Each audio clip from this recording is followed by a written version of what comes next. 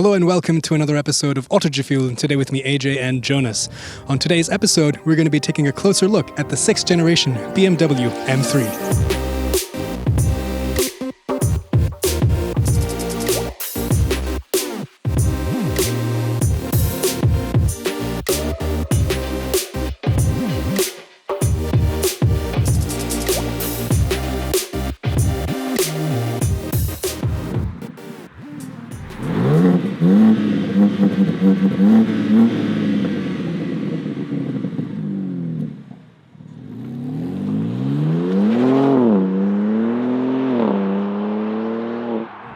Floor it, go to the high-speed lane. Oh, bam! That's 180, 190 right there. This engine is a gem. It's so energetic. It's so lively.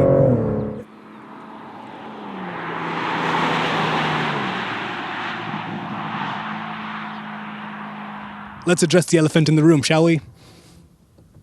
These big grills.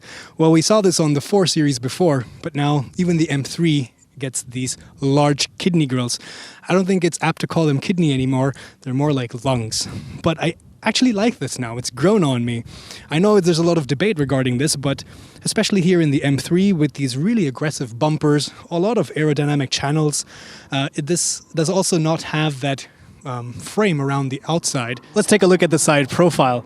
Of course, the first thing you'll notice are these really gorgeous wheels. As is the case with previous generations, the front are narrower and they're 19 inches. The rear are 20-inch wheels and they have a wider section as well. More aerodynamic channels, like for example from the front bumper, the splitter, it creates an air curtain around the side of the wheels. There's also air channeling under the chassis to suck the car closer to the ground. M Competition badging on the left-hand side here. Carbon fiber outside rear view mirror cap. The optional carbon pack. Black skirts for the sides.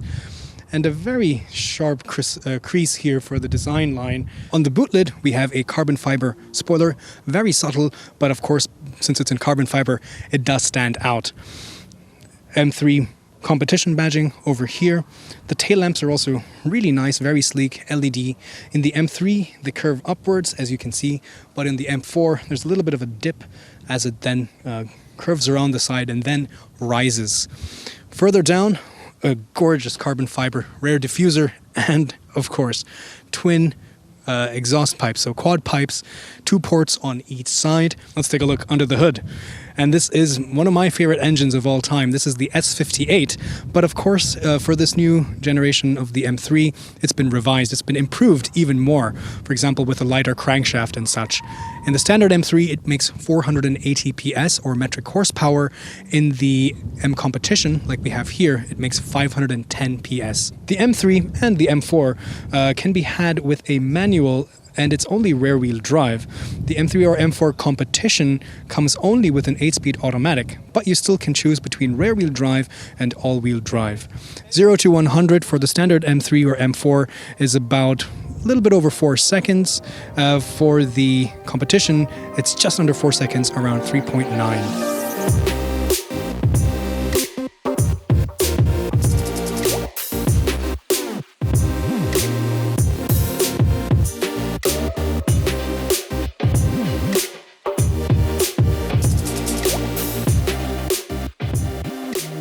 Getting inside, well, to be honest, I would have liked a little bit more, to feel a little bit more special. I wish it was a little bit fresher. This is very BMW, which is not a bad thing, don't get me wrong, but it doesn't feel as different. So the front and the outside, the way they've made that completely new and it's so radical, that does not translate on the interior, in my opinion. Nevertheless, you have a very familiar steering wheel, which we know works really great. Nice and chunky. We'll take a closer look at what it can do.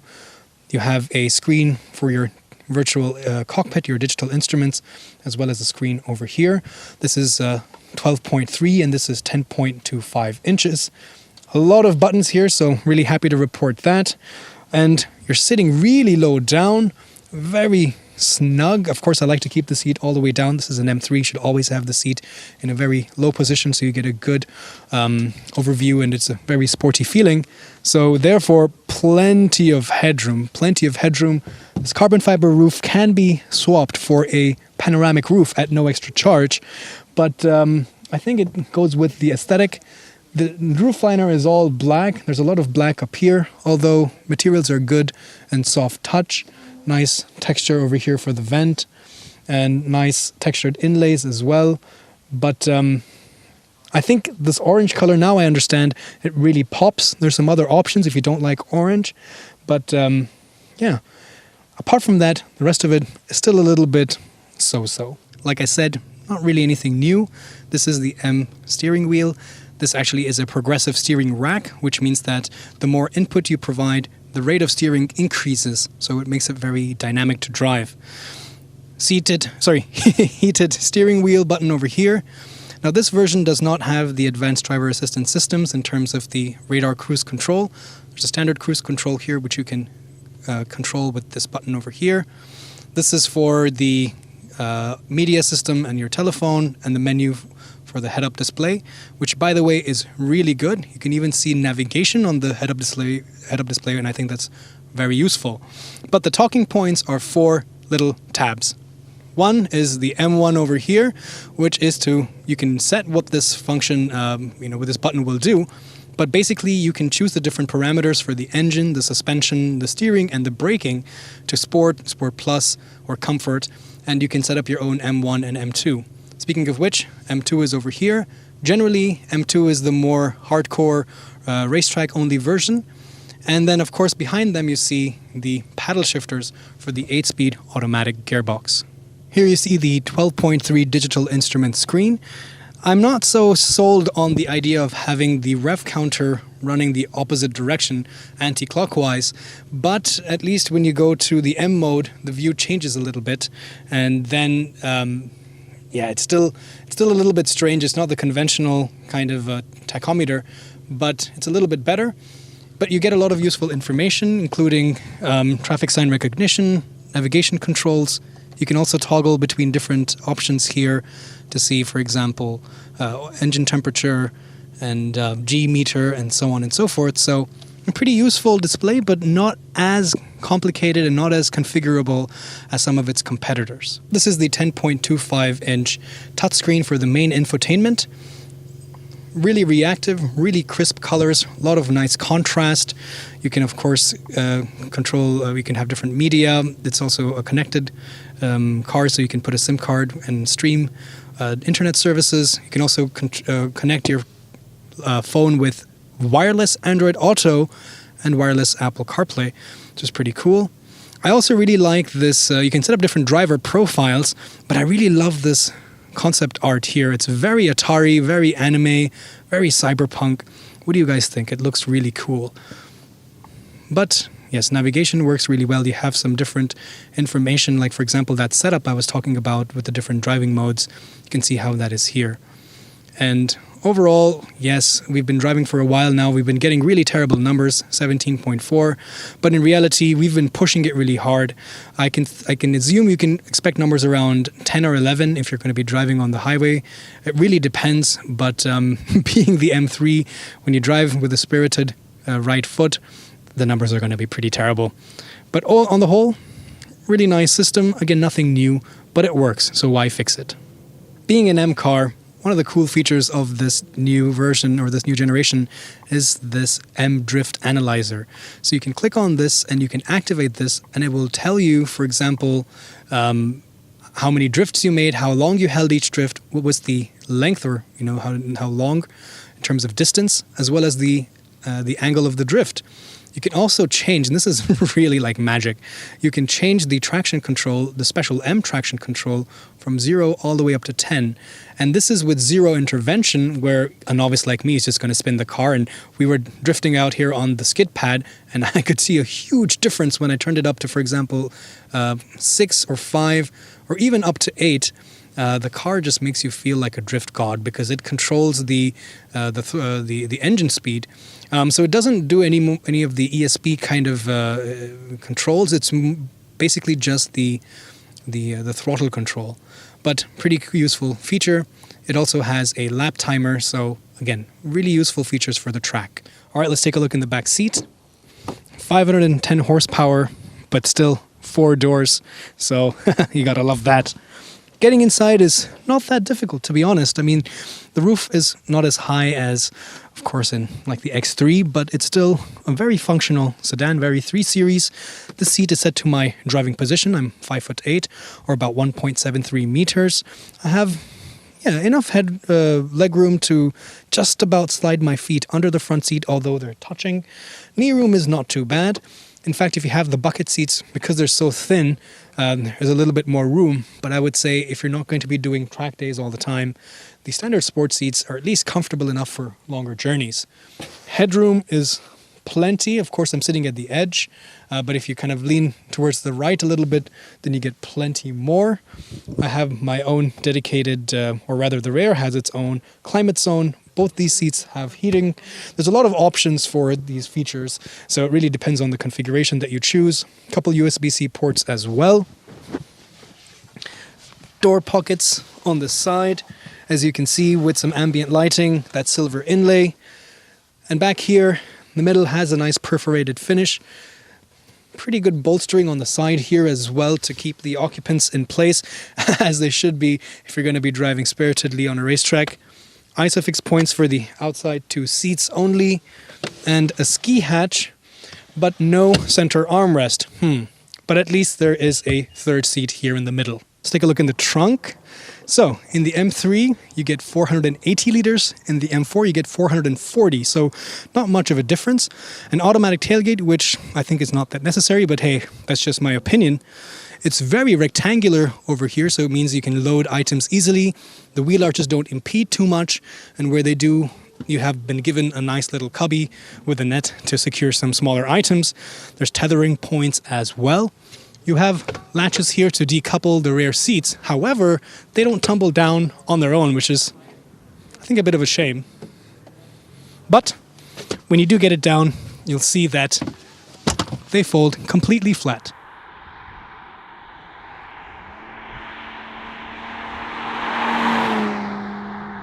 All right, we're here in the Autobahn with the M3 competition. Let's put our foot down because it's unrestricted. We're going to push the M1 button, floor it, go to the high-speed lane. Oh, bam! That's 180, 190 right there. This engine is a gem. It's so energetic. It's so lively.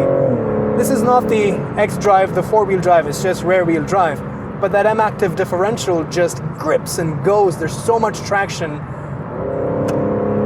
Oh, and this engine is so reactive. There is no turbo lag. That's just a rumor these days, especially here in BMW M performance cars. And even though this is not necessarily that quick, you know, the noise insulation is not too bad. The suspension is also fairly soft. Of course, I'm in M1, so the suspension is in the full comfort mode. And this is actually kind of good for high speed because it doesn't feel very jiggly. It's a little bit more composed because of that compliance. The engine sounds great on the inside. So definitely, true to its predecessors, the 6th gen is also an Autobahn missile.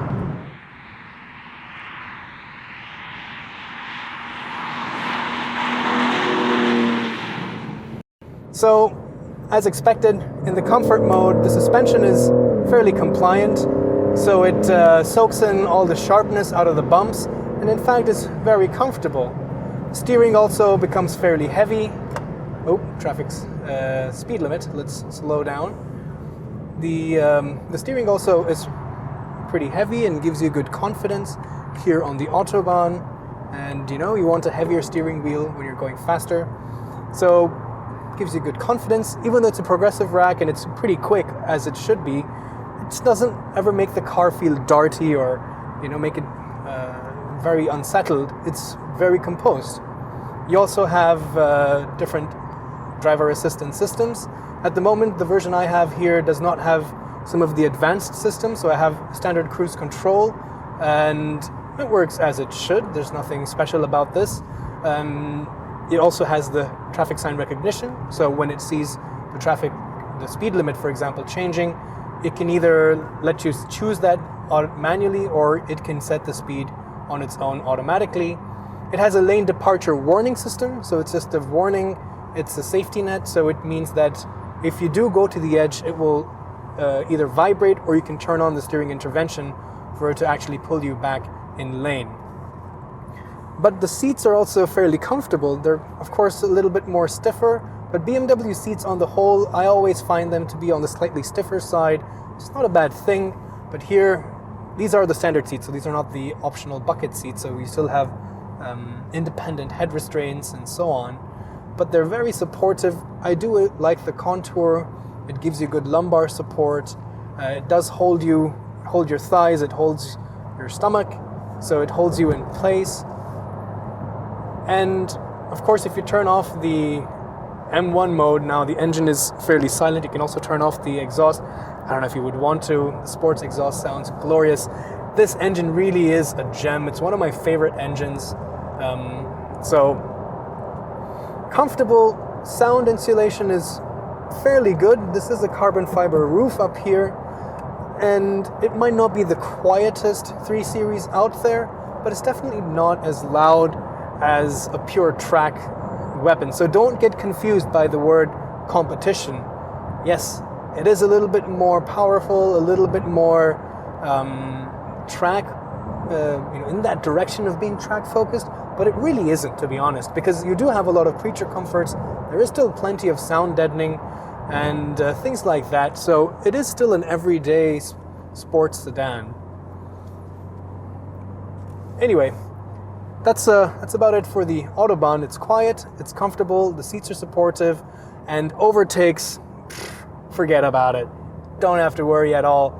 Just put your foot down and boom, overtake as many as you want. This car is fantastic for that.